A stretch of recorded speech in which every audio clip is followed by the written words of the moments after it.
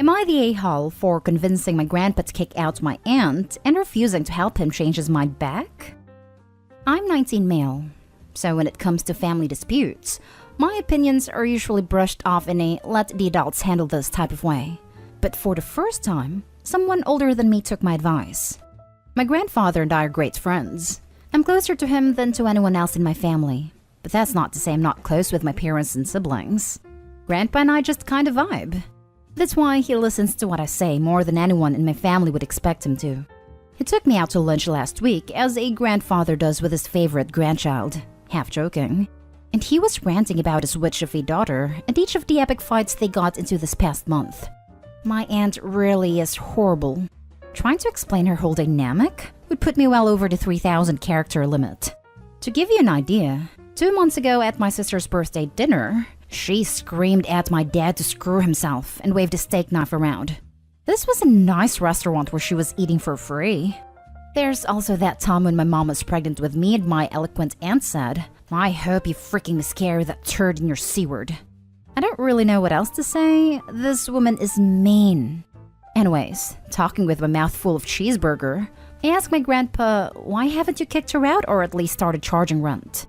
He thought and said, "Yeah, my 54-year-old daughter can throw me a few hundred per month to live in my house." We laughed because my aunt is not a very agreeable person, and that conversation going down would be an event worth witnessing. We discussed and I convinced him to demand rent, and if she refused, to give her the boot. I wasn't present for the argument itself, but it went down as we expected. It was so bad that the neighbors called the cops. Only the third time that has happened. Anyways, most of my family is mad that I inserted myself into the situation. They see me as a little boy still whose opinion is irrelevant. Maybe they're right. I'm 19 and everyone else is 40 to 80. But I don't like watching my grandparents go through hell living with her, so I said what I said. But crap has hit the fan and now the entire family is divided. My grandpa has no intention of letting her back in, but my grandma wants him to. My mom is glad she's gone. Wonder why, right? And my dad doesn't like his sister very much, but he's worried all this drama will bite our family in the butt. There have been consequences. In-laws have revoked Christmas vacations that hadn't even been sent out yet, so we've pulled their Thanksgiving invitations.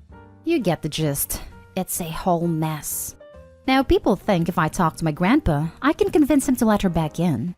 They're probably right. I feel like I do have that influence. But so far, I've refused, because my grandpa's never been happier, and my grandma's starting to come around. Outside opinions, please. Now for the top comments. Not today, Hull.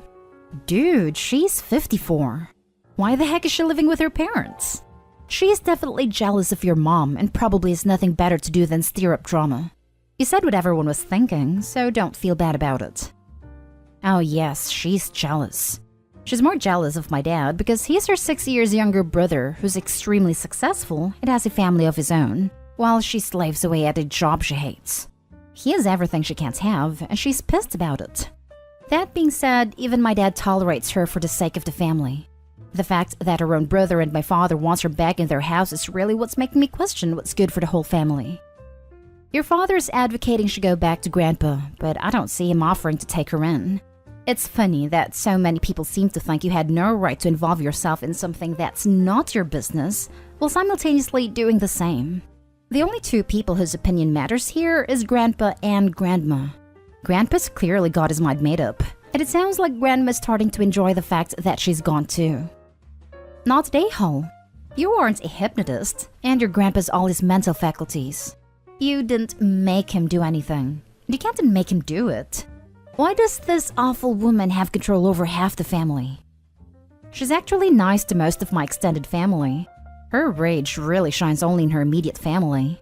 Somehow, over the years, she has befriended everyone who doesn't share her blood. At age 54, after decades of not paying rent for her entire adult life because she lived with her parents, that aunt should have quite a lot in savings. What strikes me about the story is how your grandparents might be vulnerable to elder abuse.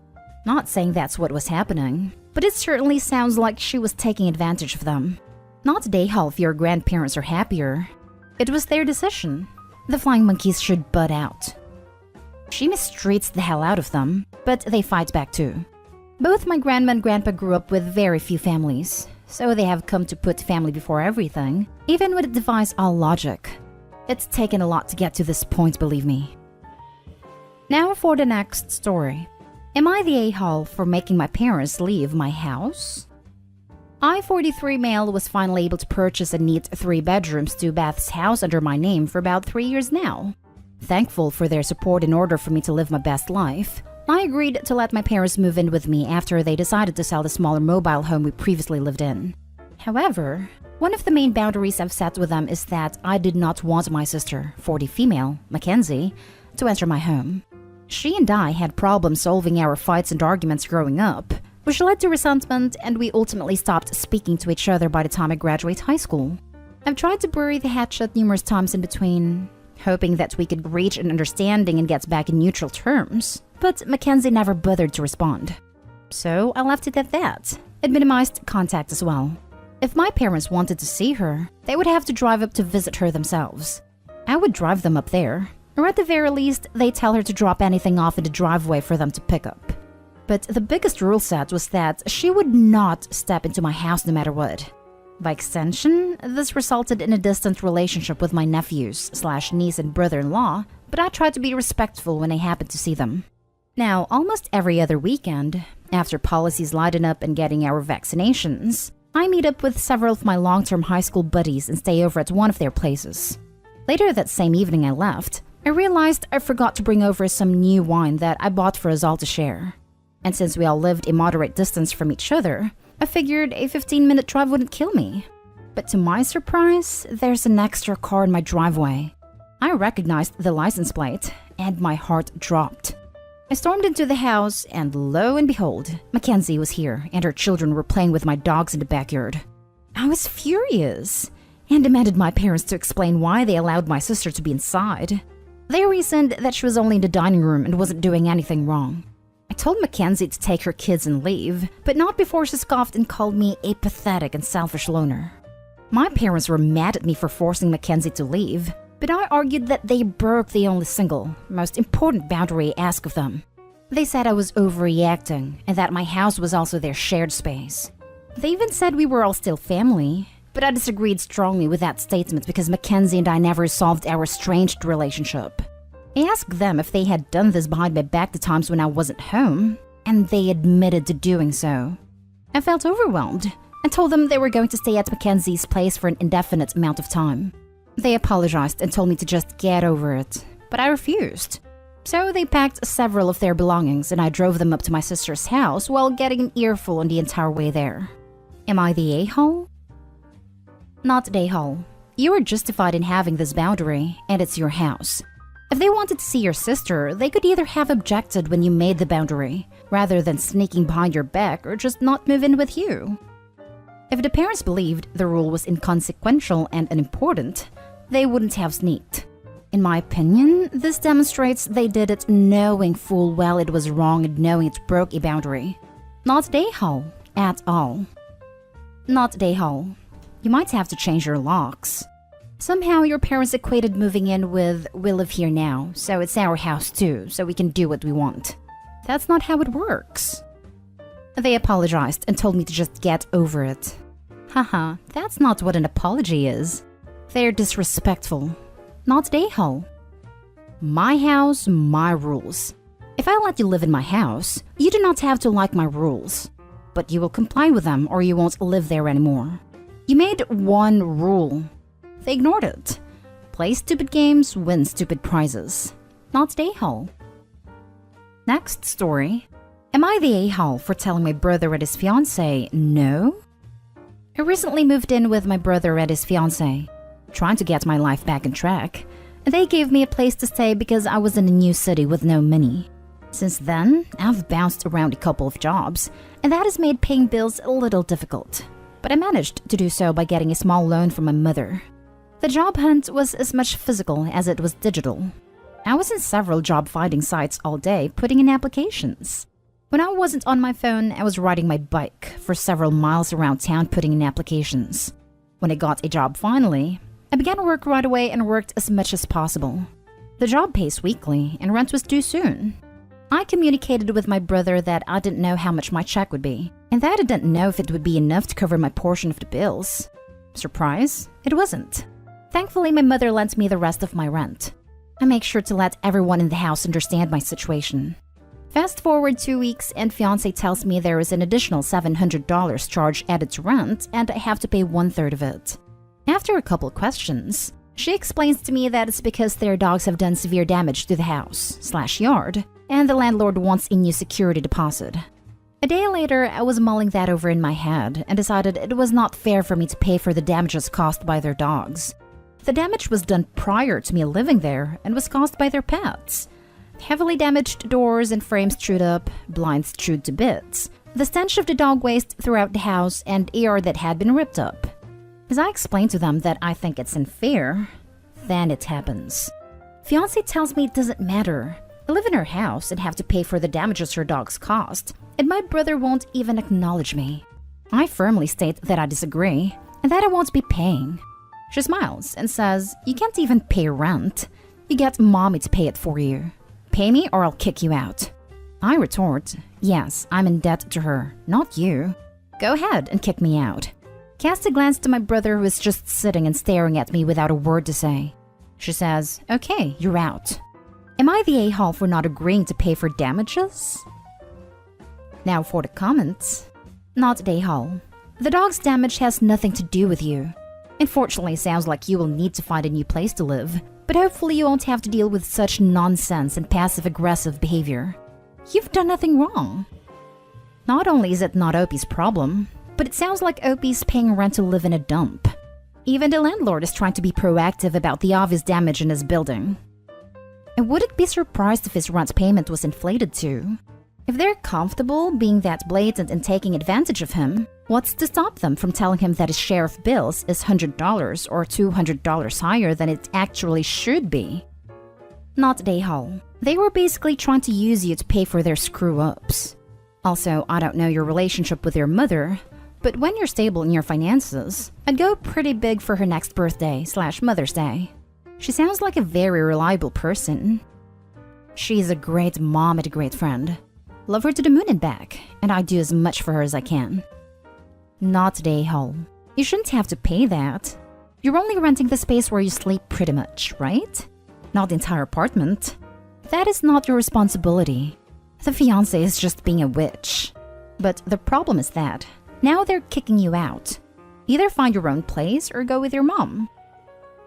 Last story is titled, "Am I the a-hole for cutting off my housemate's internet when he refused to pay for it?" I've 25 male been living with my housemate 24 male for a little over a year now, and I've known him since college. We pay our rent separately to our landlord, and this place is great. Like, the only monthly expenses other than the rent is a cell phone bill, internet bill, and of course food, as the electricity and water are covered by the landlord.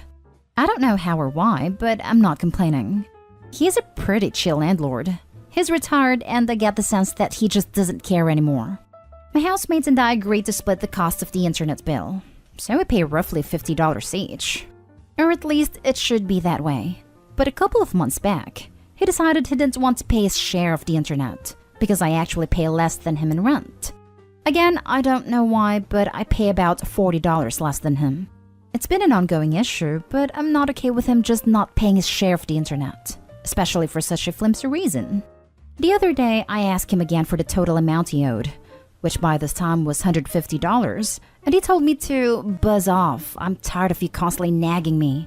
You save a ton with rent. Can't you help me out a little? $40 in rent difference, and this shoved a stick so far up his butt he doesn't want to give me my money?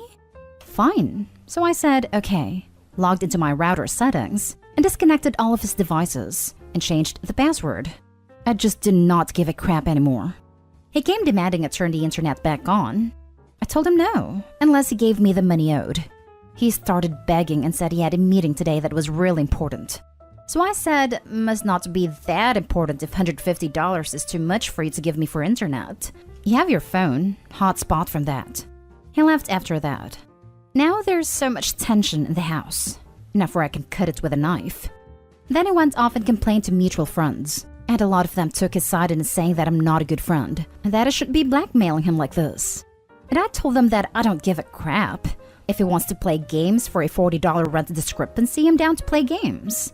And unless he gives me now $200 for messing with me, I'm not letting him use my internet. Now a few took my side saying the dude is a mooch, and was just itching to find any way to save any amount of money. So I'm turning to you all. Am I the a-hole? Sorry for the overall tone of the post, but I'm pissed. Not the a-hole.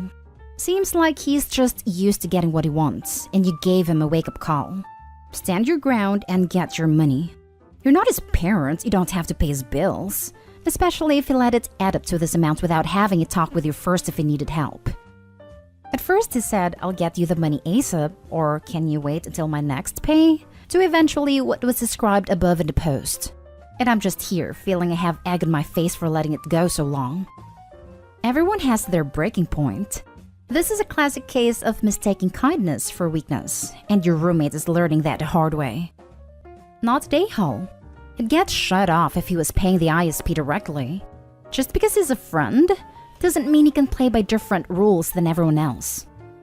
Yes, but his underlying motivation, after the initial song and dance, for not paying, is because OP pays $40 less in rent, apparently. That analogy doesn't really work. Not the a-hole. Your rent is completely separate from your internet service. He agreed to pay half and hasn't been doing that. Your mistake was in allowing him to go 2 months without paying. If your roommate has a problem with the difference in rental charges, he should take it up with the landlord. Definitely feels like I have egg on my face now for letting 2 months go by. Housemate. I don't want to pay for my share of the internet. OP shuts off his internet access. Housemate. Surprise Pikachu face. Not the a-hole. You got yourself a mooch on your hands, my dude. Rent should be completely separate from shared bills. Also, where do you live? If you're in GTA, I'll be your roommate in a heartbeat if all I had to do was give you $50 and pay rent. Y'all are blessed to find such a place.